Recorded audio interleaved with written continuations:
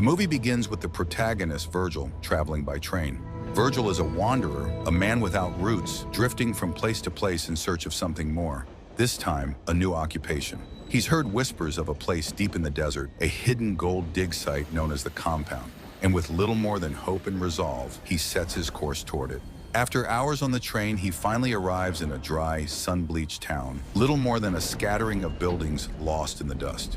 He asks around, trying to find a way to the compound, and is eventually directed to someone who might help him, a man at a nearby gas station who's said to give rides out there. He finally reaches the gas station, a small, crumbling structure standing alone against the horizon. He steps inside, the door creaking on its hinges, and finds a man behind the counter. Virgil begins to ask questions about the compound, about a ride, about anything that might get him closer. But the man just stands there, unmoving. His face is blank, his eyes distant. He doesn't respond, doesn't blink, and doesn't shift.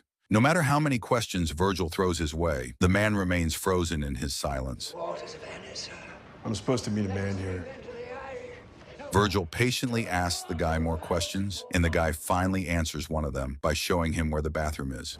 The bathroom looked very old and filthy, but he had no choice but to use it. While he is inside, a man asks him if he is the one going to the compound. He confirms that he is and washes up before leaving for his big journey. The man tells him not to waste his water and to get going because they're starting their journey soon. Don't waste water.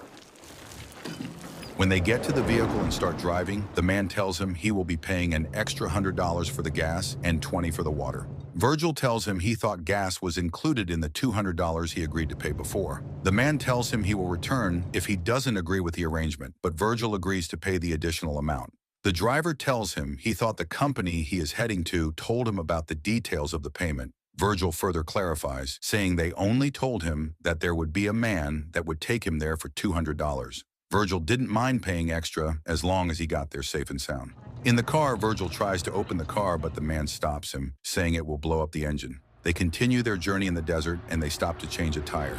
The driver, Keith, doesn't think Virgil is strong, and he even makes fun of his way of changing a tire. They continue driving through the desert in the middle of nowhere, but they eventually had to stop because they couldn't travel at night. During the night, while they're sitting near the fire, Keith starts asking Virgil about himself. He tells him he is from the West, and Keith guesses he is relocating to a different place because of the instability happening in the West. Keith then asks him what happened to his face. Virgil is a quiet and reserved person, so he doesn't appreciate Keith's chatting session. He keeps to himself, avoiding eye contact, answering only when necessary, and letting the silence speak for him. But Keith continues talking, unaffected by the lack of response, casually threw out more questions and thoughts. He tells him he is just trying to make a conversation, since there isn't much they can do, and it's just the two of them. The fire crackles between them, its light casting moving shadows on their faces, but the distance remains. Despite the quiet night and the open desert around them, the space between them feels closed off, each man locked in his thoughts. He continues asking if he doesn't have someone worth staying for in the West, and Virgil tells him there's no one. They come to a common ground by stating they're both lonely, and they have been lonely for a long time. Keith proceeds with his questions and asks him why he is going to the compound, because it is a strange place to be heading to. Virgil tells him he is going there for a once-in-a-lifetime opportunity, takes out a brochure from his pocket and shows it to him. Once-in-a-lifetime opportunity. The brochure guarantees in just 4 days you will be a brand new person after working at the gold dig site. Keith laughs at what he reads on the brochure. He thinks advertisements like this are a big scam and tells him not to get his hopes up, thinking he will achieve a lot in 4 days because these companies say anything to get people like Virgil working for them. Virgil tells him the place he comes from isn't a picnic. Keith tells him not to be desperate. Even though he thinks the place he comes from is bad, the place he is going to might be worse.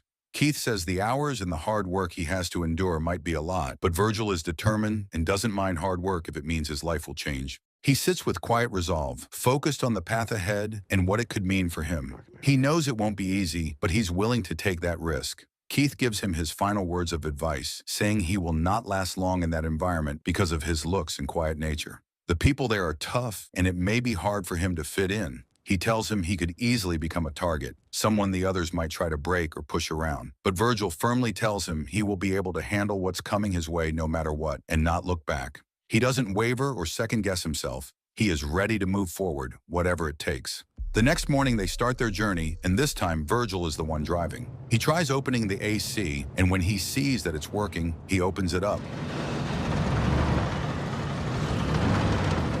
It works for a few seconds, and then the car slows down and the engine crashes. Keith wakes up from the sound the car is making and angrily tells him to stop the car.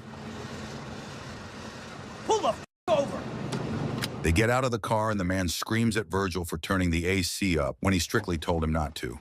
Virgil apologizes for what he has done and walks away to take a piss. Where he notices something shiny, he rubs the dust off the shiny rock and calls Keith to come see it. What is it? When he asks him what it is, he tells him to come and see it for himself. After taking a look at it, Keith isn't sure whether it is real gold or just a shiny rock. He then pulls out a lighter from his pocket and tells Virgil that if it burns black, it isn't gold before starting to burn it. He then lights up the lighter and puts it above the rock. The rock didn't burn black, which means it is gold. That's fucking gold. Both Virgil and Keith stare at the stone in shock, frozen in place as the weight of the discovery sinks in. The sun beats down on their backs, but neither of them moves for a long moment, their eyes locked on the gleaming surface that hints at something far more valuable beneath. After a while, the silence breaks as they begin digging around the area, driven by adrenaline and disbelief. Their hands move quickly, shovels cutting into the dry earth, dust rising around them as the ground slowly gives way to something massive. Help me here, get wiggle out of this thing.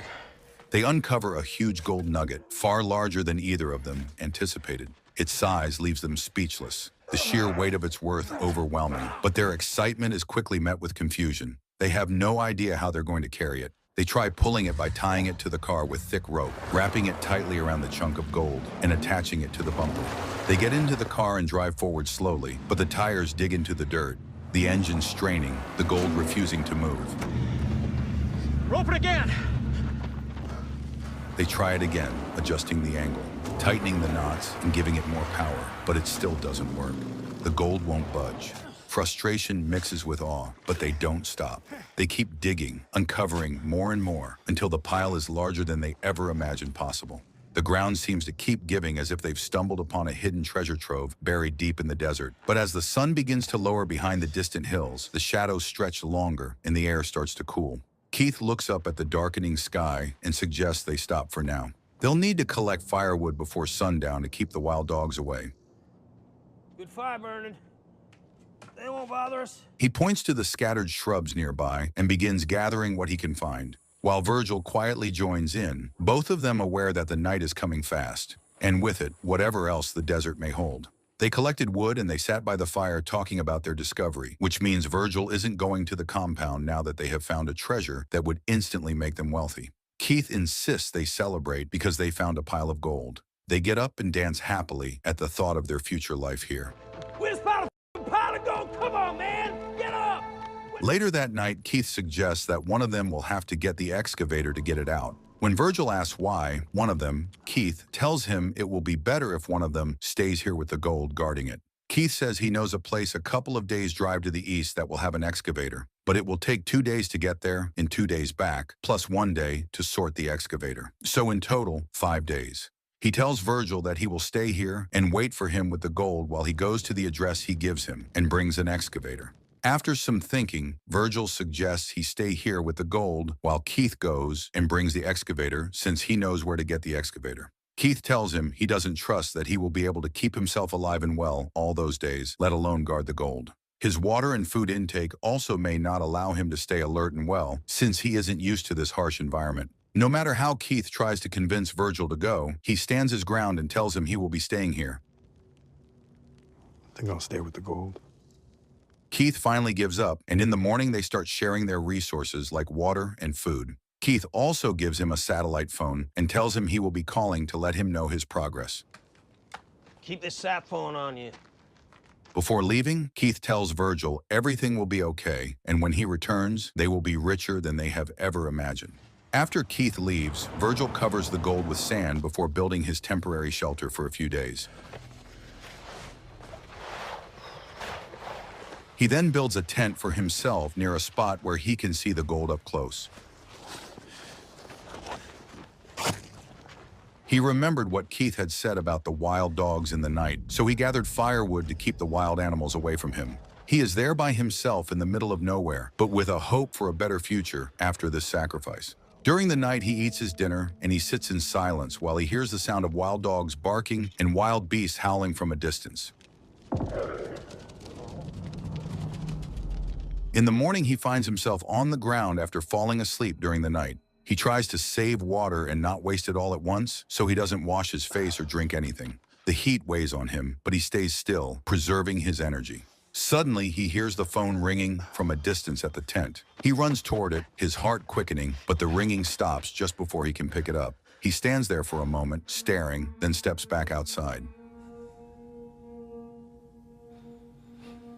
He sits under the harsh desert sun, motionless, sweat collecting on his brow. Time passes slowly. After a while, he decides to make himself useful and begins collecting wood for the night. As he scavenges across the sand, he comes across a broken piece of an old plane. Its metal frame is still intact enough to be used as shelter. He clears the space around it, deciding it will be where he sleeps tonight. He sits inside the body of the plane and decides to make some adjustments by taking some parts of the plane for his tent. He makes use of the parts he took from the plane and builds himself a decent shelter.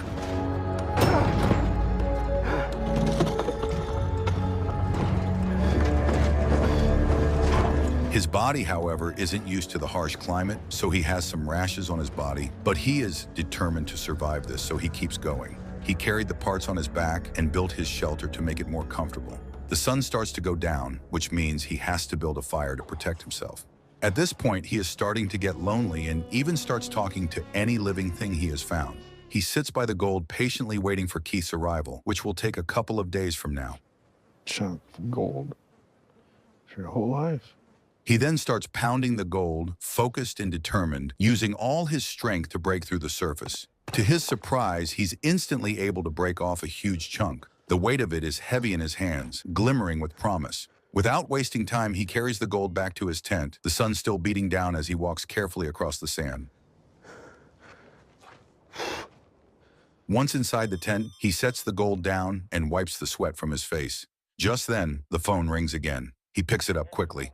This time, it's Keith. His voice comes through the line with tension. He says he has bad news. He might be taking longer than expected because the engine is overheating. It's not moving the way it should, and he doesn't want to risk damaging it further. Trying to stay optimistic, he tells Keith he was able to break off a huge chunk of gold, thinking the progress might ease the situation. But Keith isn't satisfied. His tone sharpens, unimpressed by the effort. He tells him that a chunk isn't good enough. They're not going to settle for a decent amount when they have a chance at taking it all. The line goes quiet for a moment before Keith reminds him they've come too far for half measures. During the night, he collects as much firewood as he can find, but the wild dogs surround him.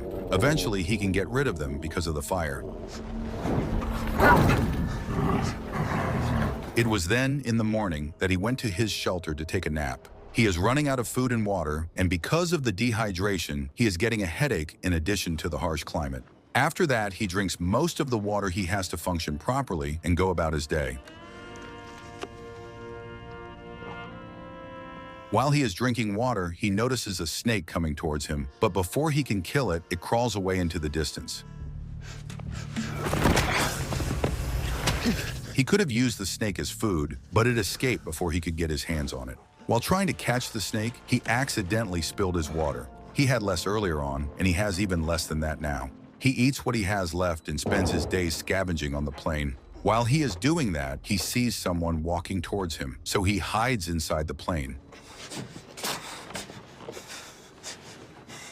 The person walks towards him and stands beside the plane. It was a woman. She knocks on the window and sits in front of him, asking him if he was hiding from her.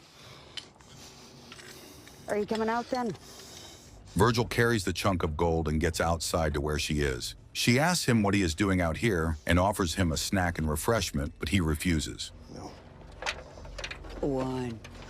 They won't bite. She continues asking him a series of questions because she is suspicious of what he is doing out here, starving and depriving himself of water when he can find water a few kilometers away. He grows nervous every time she asks him a question, which intensifies her curiosity even more. She walks towards his tent, trying to discover what he is hiding.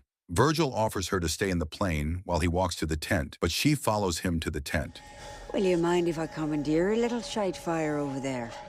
She keeps on asking him questions about where he is from, and he tells her he is going to the compound and he is waiting for his friend to pick him up on his way.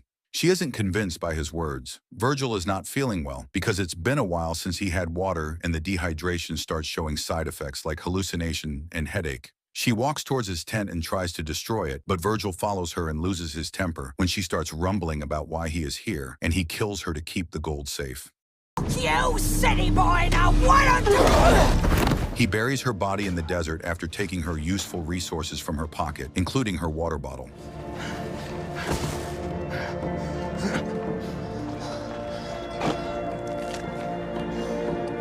After he buries her, he notices a wild dog dragging her body away. He scares the dog away and drags her body to somewhere else. When he notices the wild dogs surrounding him, he decides to burn her body. He can feel his shred of humanity weathering away, but he has to do everything in his power to survive this. He sleeps inside the plane, where he is woken up by the phone ringing. Keith asks him if he is with the gold. He tells him he got the excavator, but he's a little slow because of it. Virgil is at his limit and losing hope at this point.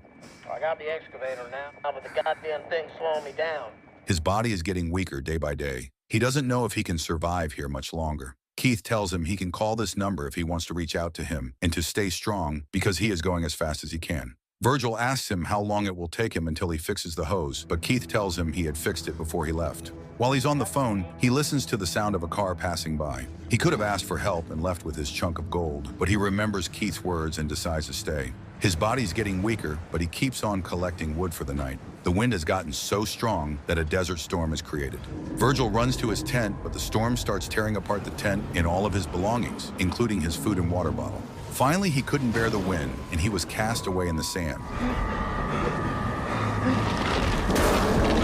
He wakes up covered in sand and tries to find the gold's location now that everything is covered in sand. Moreover, he is stabbed around his stomach by a piece of wood during the storm. He continues trying to locate the gold, and he finally sees it and sits beside it. He removes the wood from his stomach and treats it using a fire. He falls asleep right there and wakes up to a woman hovering above him, pointing an arrow. She then offers him water. He isn't sure if he is dreaming or if it's real. She looks like the woman he killed days ago. It's getting darker when he hears the phone ringing in the distance. He crawls over and answers it, telling Keith there was a woman there, but now he can't see her. Keith immediately asks if she saw the gold. Virgil says she didn't and asks where Keith is. The woman appears in front of him and offers him food, but he refuses. She then offers to walk him to the waterhole, but he tells her to go alone. Before leaving, she asks if he's seen her sister. He stays silent, and without another word, she turns and walks away. He lies down for a while and the phone rings again. Keith tells him he is close and that he can see the smoke. When Virgil looks up, he notices he is surrounded by wild dogs that are eager to feast on him. The dogs start to attack him, and he tells Keith to hurry up. The dogs kept on attacking him furiously by surrounding him from left to right. Keith carefully watches what's going on from a hill, and it looks like he has been camping out here for a while and just waiting for this opportunity. He quietly watches the dogs attack Virgil to death while he's on the phone with him. I protected it! Virgil understood what was going on and that Keith had played him.